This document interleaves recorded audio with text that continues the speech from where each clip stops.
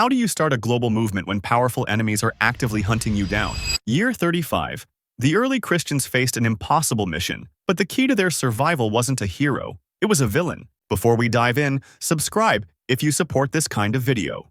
The believers had just been handed the Great Commission from Jesus himself. It was a massive, daunting job, but it felt completely impossible because they were being hunted down. With Jesus now gone, they were just a small group of people being targeted and arrested. The biggest threat to their survival and their mission was this brilliant but hardcore religious fanatic named Saul. He was basically the head of the hate group trying to wipe them out. For Jesus' crew, Saul wasn't just a threat, he was the face of the enemy. The Christians in Damascus were absolutely terrified when they heard Saul was coming to town. But then, a rumor started flying around. Saul, the big bad guy, was now blind. Then came the bombshell from one of their own, a guy named Ananias. He said Jesus had appeared to Saul and had chosen him to join their side. The one person with the power and influence to destroy them was now on their team. Paul's conversion completely changed the whole situation. The persecution that had forced believers to scatter ended up being the very thing that spread the good news. The former persecutor, now the Apostle Paul, became their most effective missionary, which made him perfect for taking the Christian message to non-Jewish people, a huge part of the Great Commission. The story of what happened is recorded in 1 Thessalonians, 1 Corinthians, 2 Corinthians, Galatians, Romans, Philippians, and Philemon, which were later verified and became part of the Bible. These events are also backed up by historical records outside of the Bible, like the writings of Roman historians Tacitus and Suetonius, other ancient texts such as the Acts of Paul and Thecla, and archaeological evidence like the Gallio inscription. Paul's story showed the first Christians that God's plan was way bigger than their fear, and a source of hope that their mission,